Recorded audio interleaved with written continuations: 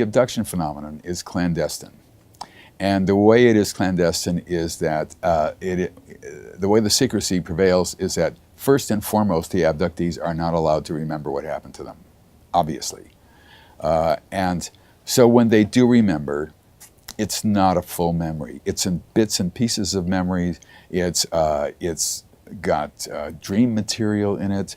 It has material of perhaps some popular culture in it, and it's severely truncated usually.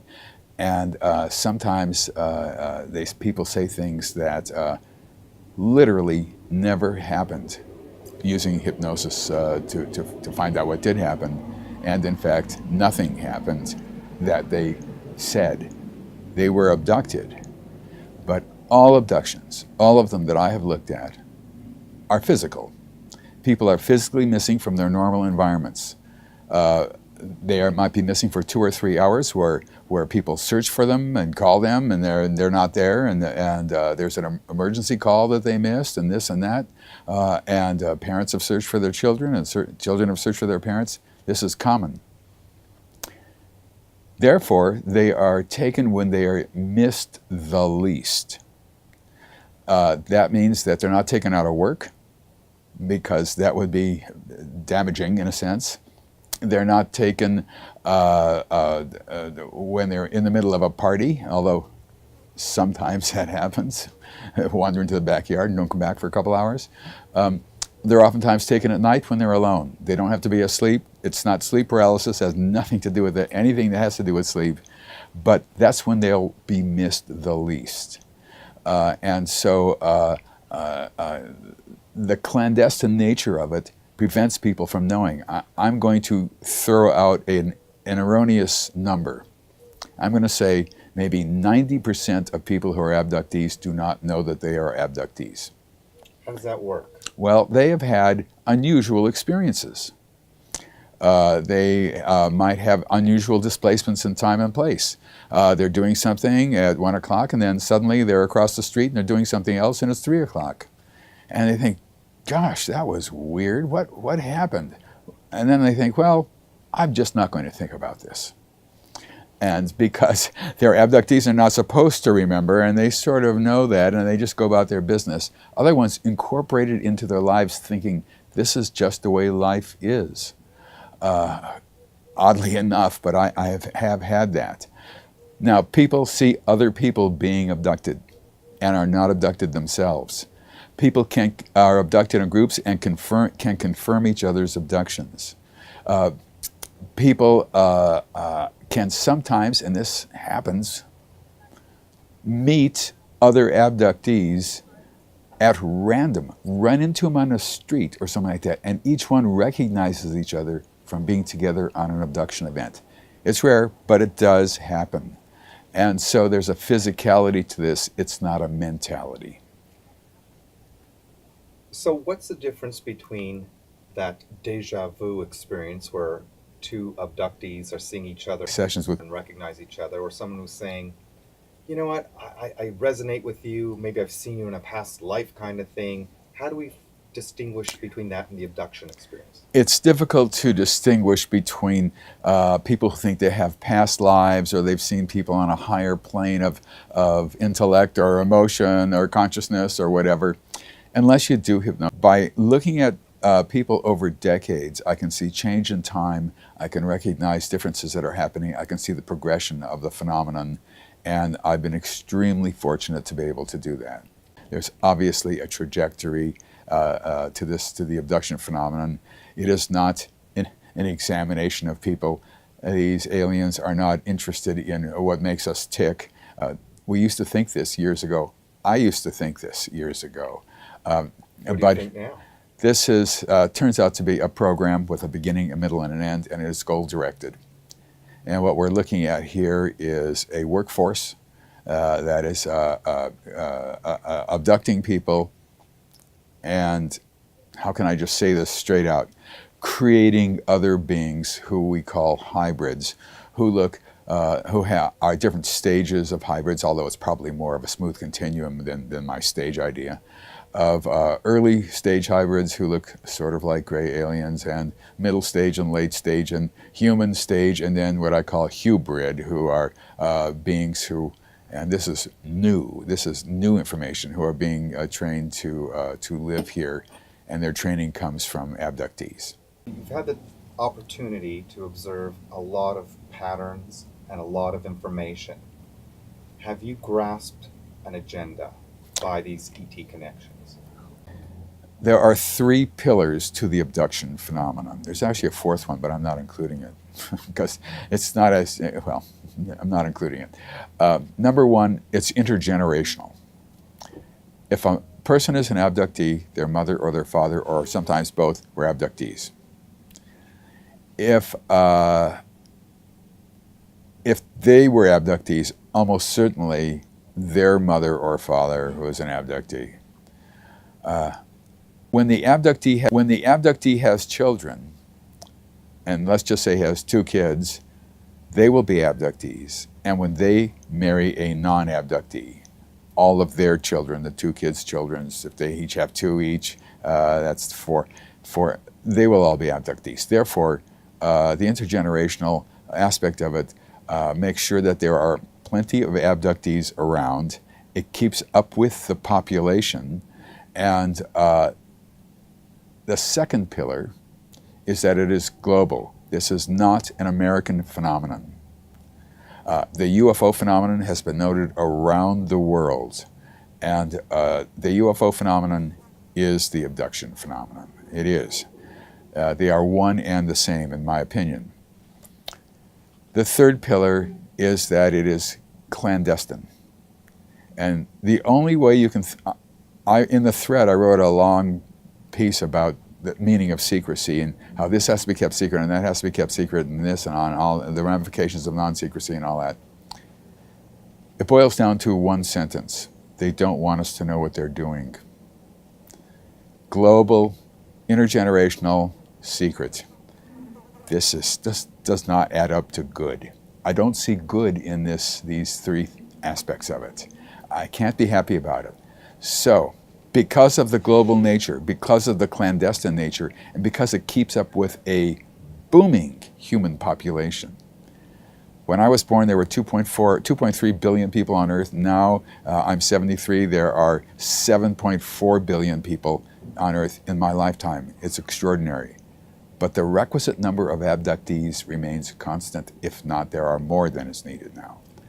So, when I say, what is the meaning of all this? Why are they doing this? I can boil it down to 2 words, and it's a guess. Because these beings do not say, but all the indications point to something I just call, in grandiose terms, planetary acquisition. That's a fantastic summary of a very powerful perspective. And there are countless people out there, perhaps significantly more people out there who have claimed to have abduction experiences, who will say it is a benevolent connection, a connection they love. They feel more comfortable with their family of ETs out there than they do with their family down here or their friends down here. What is that then? They have bleed-through memories that are benevolent and wonderful and great.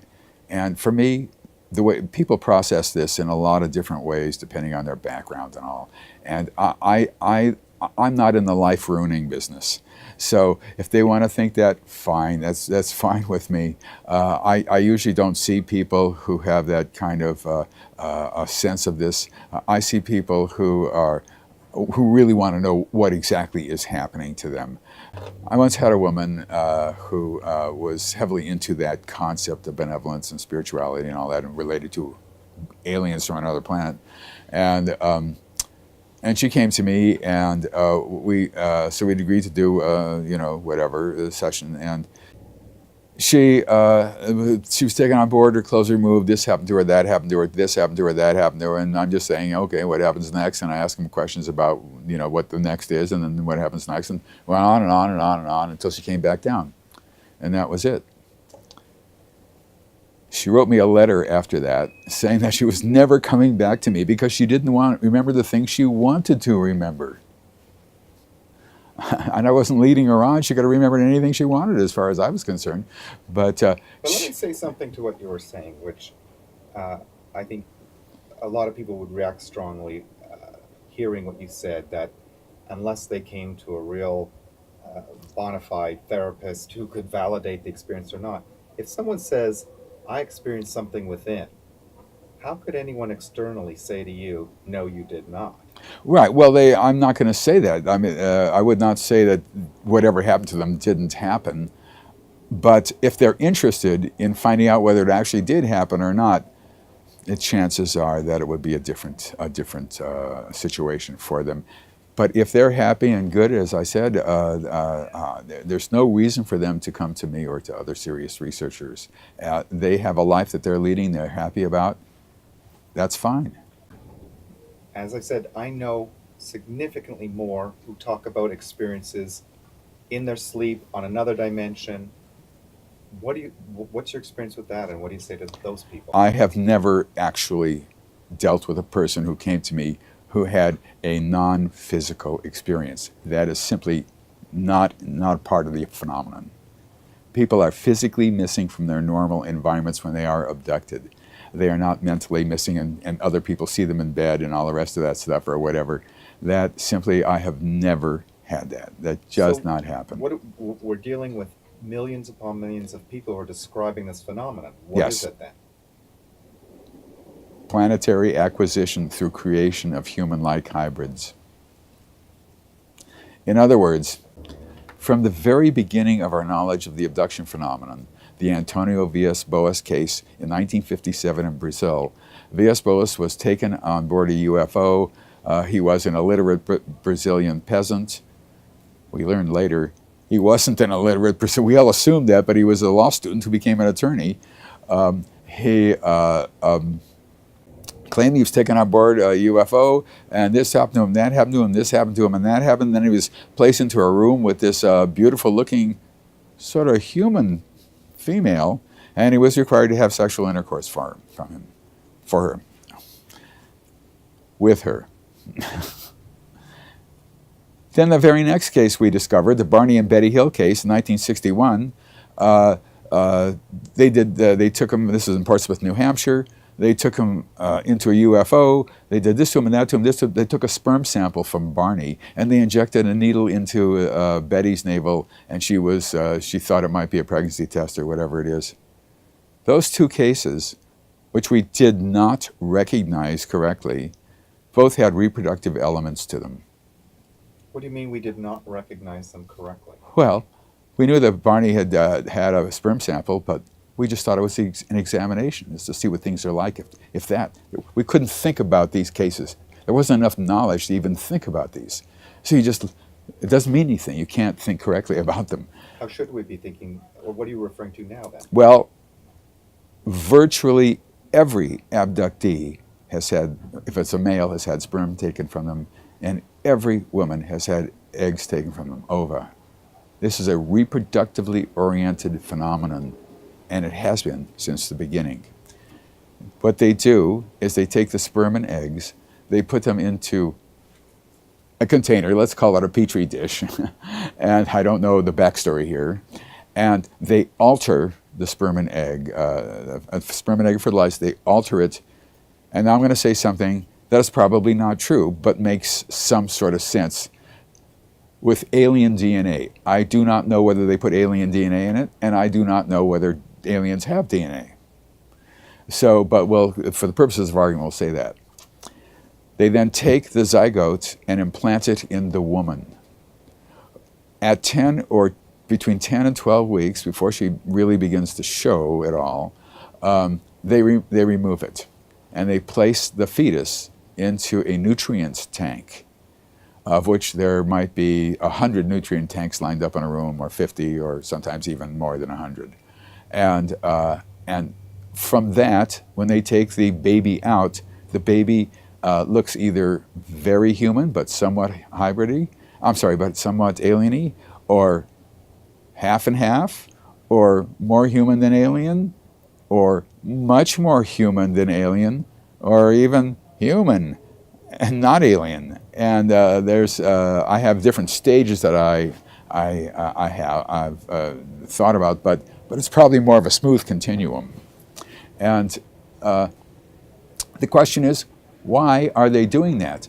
Because from the very first cases we ever discovered, there was that reproductive aspect to it, and it has remained rigidly constant throughout the decades. Absolutely. Now, the latest information is that these beings are, in fact, that the ones who look truly human and who are human and who look absolutely average are moving into towns, into apartments, between the ages of 17 and around 23 or so, in 2s and 3s and sometimes in 4s. And some of them are moving in independently into an apartment. They are using abductees to help them assimilate themselves into what normal human society is. Now there's a backstory to this too as well, what happens when they're children and all that. And there's only one very slight, hardly noticeable difference between them and us. They can control us neurologically, make us think anything that they want us to think, make us say anything they want us to say, make us do anything they want us to do, and we cannot do that to them. That makes us a second-class species, not a citizen, but a species, and them a first-class species. There's an enormous imbalance there that is insurmountable. That's the problem. That is the problem. This is a workforce we're looking at, from a top to bottom corporate workforce. Gray aliens are probably hybrids, in my opinion. The ones who are the leaders are what we call the insect-like ones. Whether they have anything to do with insects, I don't know. But they have triangular heads and they're very thin. People say they look like praying mantises. But I think they are the ones who give orders, and everybody else takes orders. And the more you look at this, the more rational it becomes. It's a rational program. It's not like this is so bizarre we can't even get our minds around it. It is not like that. We are capable of understanding what is happening. And so even though there are millions of people who think that this is benevolent and wonderful, which is okay, there are millions of people who are not so sure about that, who are abductees also. Thank you, Dr. Jacob. Thank you.